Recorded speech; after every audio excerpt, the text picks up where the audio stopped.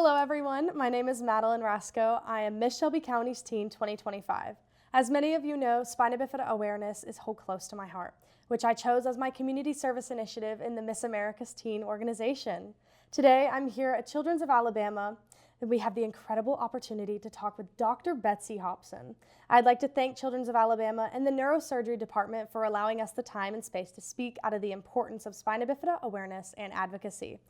Betsy also has quite the heart and passion for the spina bifida community. I will let her tell you all about it. Please welcome Dr. Hopson, and thank you for taking the time out of your busy schedule to be here today. And congrats on your newest credentials. Doctor, that's an amazing accomplishment.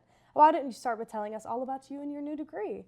Yeah, thank you, Maddie. And I'm so honored to be here with you, and also I'm really proud of you and excited that you've chosen spina bifida as your initiative. Like you said, spina bifida is also very close to my heart, and where you have a personal connection, I've just had the opportunity for the last 20 years of working with some of the most incredible families and getting to know families over the course of their lifespan, and that really led me to going back to school because I wanted to be able to add a little bit of scientific rigor to some of the observations I was making in clinic and be able to kind of study those things and work on how to make life the best that it could be for individuals living with spina bifida. That's awesome. So you knew my Aunt Faith personally, and that speaks on how long you've been caring for these patients. What do you remember most about her and her involvement within the spina bifida community? Well, I know I'm not telling you anything you don't already know, but your Aunt Faith had a smile that could absolutely light up a room. She was incredible, and what I remember most about her is that while she had many physical challenges, she never let spina bifida define her. She went on to obtain a master's degree in psychology, and she really lived her life in a way where she wanted to inspire other people. And I can remember her carrying that spirit with her through the halls of the clinic and even in the camp that we did together. So, of course. How long have you been working with families in Alabama who are impacted by spina bifida? Actually, I'm in my 20th year this year, and I consider it an incredible honor. I say all the time that most days it really doesn't even feel like work. Most of the time it feels like just such a gift that I get to come here and do this. Could you tell the viewers, in layman terms of course, what exactly is spina bifida and how does it affect one's life? Yeah, so spina bifida is a neural tube defect that is a birth defect that children are born with, and it literally means open spine. And so it's a condition where the spinal cord is brought to the surface of the skin, and it happens very early in pregnancy, but the spinal cord's brought to the surface of the skin and it's splayed open. And so the nerves that are involved in that opening, and then all the nerves that are below that defect are compromised in some way. And so these children typically have challenges related to hydrocephalus or fluid, and they have neurogenic bowel and bladder. That just means that they have to do things a little differently when it comes to going to the bathroom, and then varying degrees of paralysis in their lower extremities, and all of that is based on kind of where that defect happened on their spinal cord. You mentioned your work experience with UAB and Children's of Alabama. How has your work evolved over the years? I hear you are kind of the brainchild behind the beginnings of the STEP program. So what exactly is the STEP program? Yeah, well, STEP stands for Staging Transition for Every Patient. And really everything I learned about transition, I learned from spina bifida. Because of all the different things that I mentioned that are involved in the care of someone with spina bifida, they have to have many different types of doctors. And so we developed what's called a multidisciplinary clinic to care for patients. I always say the magic of spina bifida clinic is not even what happens in the rooms, but kind of what happens in the hallways, because you have a urologist talking to a neurosurgeon, talking to a physical medicine and rehab doctor, and they're all talking about one specific child. And so instead of looking at it from just their perspective, they're looking at the whole child. So what we saw over the course of doing this for many years is that our patients were living much longer, well into adulthood, and we really felt like we needed to do better in the area of transition and then in adult care. And that led us to launching a transition adult spina bifida clinic, which became one of the premier clinics in the country. So after many years of successfully doing that, we really said, okay, we can't keep this just within spina bifida. We need to extend this to all childhood medical complexity. So we took that spina bifida model and we created the STEP program. And so the spina bifida model became a model for patients with cerebral palsy and Down syndrome and many other conditions to be able to have successful transition into adulthood. So there is a pretty big conference coming to Birmingham this summer involving the Spina Bifida program. Can you tell us what it's all about? Yeah, so each year the National Spina Bifida Association hosts what they call their clinical care meeting. They partner with a children's hospital and they house the conference within the hospital. Clinicians from all over the country are then brought in, and we talk about the latest and greatest in spina bifida care and really make sure that we can bring all clinics to the same opportunity with what is working in clinics and what's not working, and that we can share information. And so this year, Birmingham was chosen to host this clinic, and we're super excited. We'll have about 250 clinicians from all over the country that come here for that meeting on June 6th and 7th. And can anyone register to come to this conference?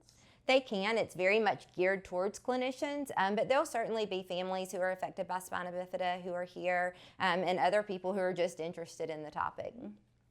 The National Spina Bifida Association plays a large role in advocating and fundraising for families with spina bifida.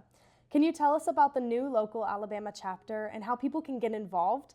Being involved with them myself, I know a few specifics, but I'd like for you to tell us some of the exciting things we have coming up. Yeah, so the National Spina Bifida Association has kind of their trademark event, which is called the Walk and Roll.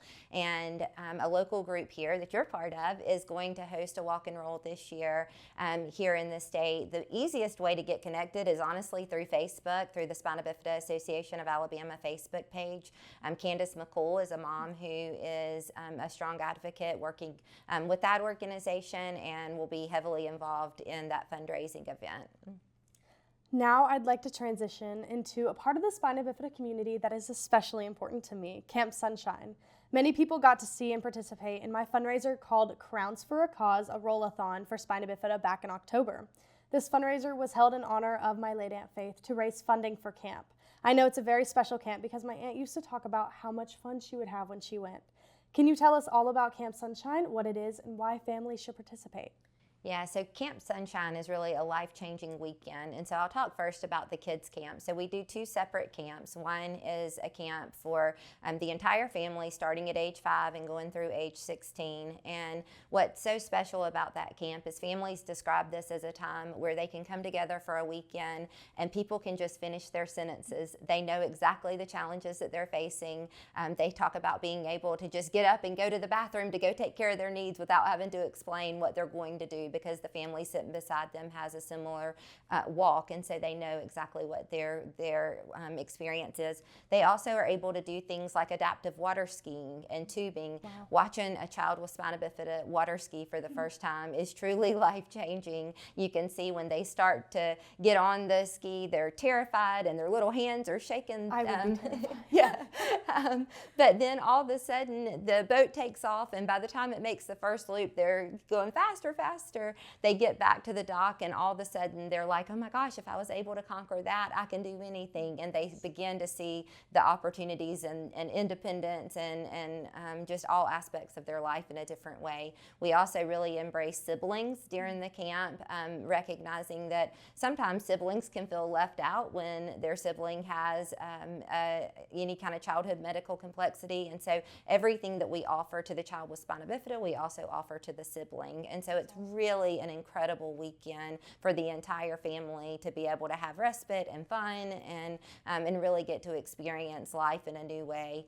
And then we also have a young adult camp that we call it young adult camp, but it starts at age 17, and then our oldest young adult we had this year was 63, and that was really incredible. But adult camp, I love kids camp, but adult camp is truly my favorite weekend of the entire year. It's a time when adults can see themselves through the lens of their peers. And in the first year that we did it, I'll never forget a young lady standing up on the last day and saying, now I can see what's possible. I didn't even know that I could drive, but she showed up here driving today, and now I know I can do that too. And she showed up with a baby. I didn't even know I could have a baby.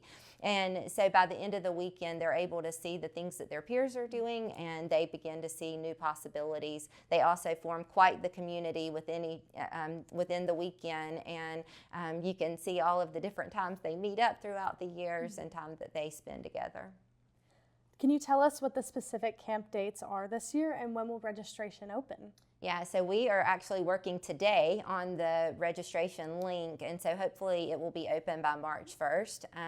And the camp for kids camp will be August 1st through 3rd, and then adult camp is September 11th through 13th. Yes, ma'am. Are there volunteer opportunities for those that want to get involved? Yeah, so we have a great problem in that we have lots of volunteers who have been doing this camp with us a long time, and usually it's life-changing for them too, and they want to come back.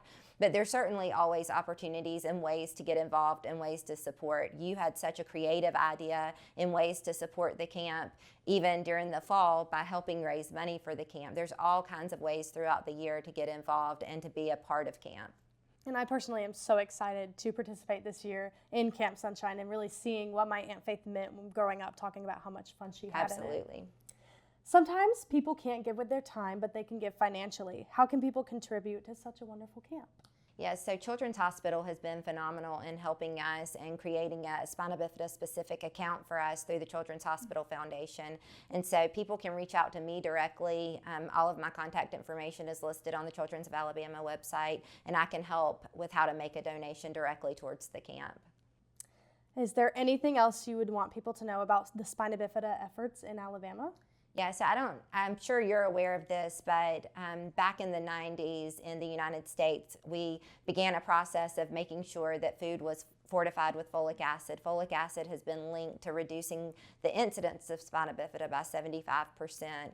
Our institution here at Children's of Alabama has taken a big interest in spreading the folic acid message globally, and our own Dr. Jeff Blount has really headed that up in a big way and made such a big impact.